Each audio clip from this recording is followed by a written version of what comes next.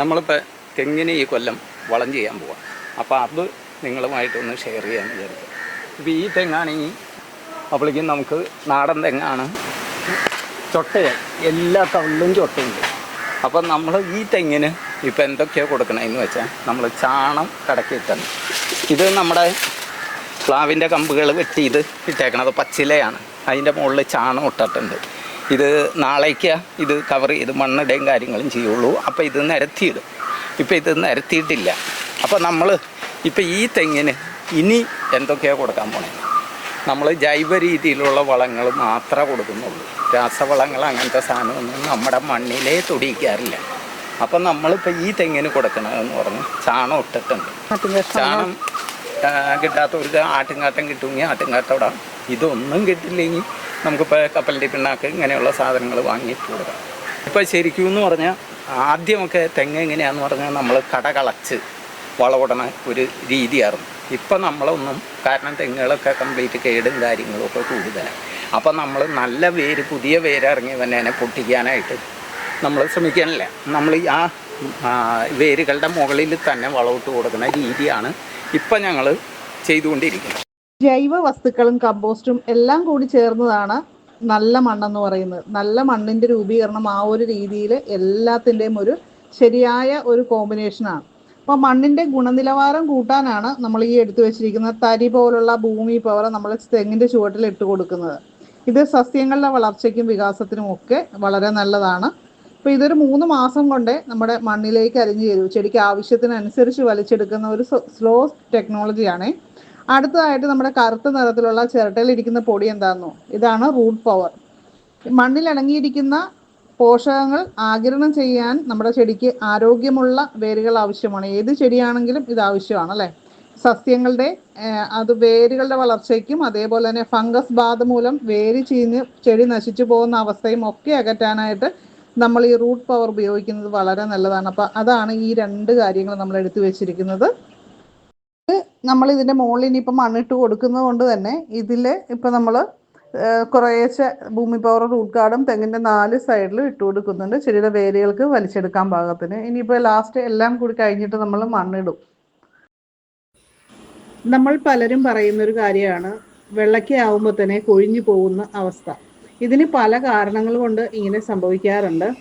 അതായത് നമ്മുടെ മണ്ണിൻ്റെ pH കറക്റ്റ് അല്ലെങ്കിൽ, അതേപോലെ തന്നെ കീടബാധ മൂലം വരുന്നുണ്ട്. അതേപോലെ മണ്ണിൽ നിന്ന് നമുക്ക് ശരിയായ രീതിയിൽ വളം ചെടിക്ക് ലഭിക്കാത്ത അവസ്ഥ, അതായത് പോഷകക്കുറവ് വരുന്ന സമയത്ത്, അതേപോലെ തന്നെ വെള്ളം താഴെ കെട്ടി നിന്നിട്ടുണ്ടാകുന്ന കുലവാട്ടം സംഭവിക്കാറുണ്ട്. അപ്പോൾ ഫംഗൽ ഇൻഫെക്ഷൻസ് കാര്യങ്ങൾ ഒക്കെ വന്നിട്ട് ചെടി നശിച്ചു പോകുന്ന അവസ്ഥ ഇങ്ങനെയൊക്കെ വരാറുണ്ട്. അതുപോലെ തന്നെ ആവശ്യത്തിന് വെള്ളം കിട്ടാത്ത അവസ്ഥയിലും ഇതേപോലെ സംഭവിക്കാം. അപ്പോൾ ഇത്തരം പ്രശ്നങ്ങളെ എല്ലാം പരിഹരിക്കുക എന്നുള്ളതാണ് നമ്മുടെ ഇന്നത്തെ വീഡിയോയിൽ നമ്മൾ ഉദ്ദേശിക്കുന്നത്. ചില കീടബാധകൾ ഒഴികെയുള്ള ബാക്കി എല്ലാ കാര്യങ്ങൾക്കും നമ്മുടെ ഈ ഒരു ഇന്ന് നമ്മൾ ചെയ്യുന്ന കാര്യങ്ങൾ വഴി നമുക്ക് പരിഹാരം കണ്ടെത്താനായിട്ട് സാധിക്കും. അതുപോലെ നല്ല രീതിയിൽ കായ്പിടുത്തം ഉണ്ടാക്കാനായിട്ടും സാധിക്കും കേട്ടോ. അതിനായിട്ട് നമ്മളിവിടെ ഉപയോഗിച്ചിരിക്കുന്ന കാര്യങ്ങളെന്ന് പറയുന്നത് ഓർഗാനിക് ആയിട്ടുള്ള ബ്ലൂം നൈട്രോക്കിംഗ് പ്രീമിയം, ഈ 3 കാര്യങ്ങളാണ് നമ്മൾ ലിക്വിഡായിട്ട് നമ്മൾ ഉപയോഗിക്കുന്നത്. സ്പ്രെഡോൾ എന്ന് പറയുന്ന ഒരു സ്പ്രെഡിങ് ഏജൻറ്റ് പശ മാത്രമാണ്. കൂടുതൽ കായും പൂക്കളും ഒക്കെ ഉണ്ടാവാനായിട്ട് ഈ കാര്യങ്ങൾ ഉപയോഗിക്കുമ്പോൾ ഇത് തെങ്ങിനും അതേപോലെ തന്നെ ജാതിക്കും ഒക്കെ ഏകദേശം ഒരേ അളവിൽ തന്നെയാണ് നമ്മൾ കൊടുക്കുന്നത്. ബാക്കിയുള്ള പ്ലാന്റുകൾക്ക് അതിനേക്കാളും കുറച്ചുകൂടി അളവ് കുറച്ചിട്ടാണ് ചെയ്യുന്നത്. അപ്പോൾ ഇത് ആവശ്യമുള്ളവർ നമ്മുടെ വാട്സപ്പിൽ കോൺടാക്റ്റ് ചെയ്യുമ്പോൾ ഏത് പ്ലാന്റിനാണ് നമ്മളിത് മെയിനായിട്ട് ഉദ്ദേശിക്കുന്നതെന്ന് ഒന്നും പറയുക. കാര്യം അത് സ്പ്രേ ചെയ്യുന്ന കേസിനെല്ലാം തുല്യമായ അളവ് തന്നെയാണ്. 3 ml ബ്ലൂം, 2 ml നൈട്രോക്കിംഗ്, ആ ഒരു രീതിയിലാണ് വരുന്നത്. പക്ഷേ തടത്തിൽ ഒഴിക്കുമ്പോൾ അളവിൽ വ്യത്യാസമുണ്ട്. അതേപോലെ കൂടുതൽ പ്ലാന്റുകളൊക്കെ ഉള്ളവരാണെങ്കിൽ അത് ഏത് പ്ലാന്റാണ് നമ്മൾ മെയിനായിട്ടും കൃഷി ചെയ്യുന്നത് എന്നുകൂടി പറഞ്ഞു കഴിഞ്ഞാൽ അതനുസരിച്ചുള്ള കോമ്പിനേഷനും ഡീറ്റെയിലും എല്ലാം നമ്മൾ പറഞ്ഞു തരുന്നതാണ്. അപ്പോൾ ആ രീതിയിൽ കറക്റ്റായിട്ട് ഉപയോഗിച്ച് കഴിഞ്ഞാൽ നമുക്കിപ്പോൾ ഉള്ള ഉൽപ്പാദനത്തെക്കാളും തീർച്ചയായിട്ടും കൂടുതൽ കിട്ടുന്നതാണ് കേട്ടോ. ഈ രീതിയിലുള്ള വളങ്ങൾ ചെയ്യുമ്പോൾ നമുക്ക് ചിലവ് വരുന്നത് 200-നും 300-നും ഇടയ്ക്ക് ആയിരിക്കും കേട്ടോ.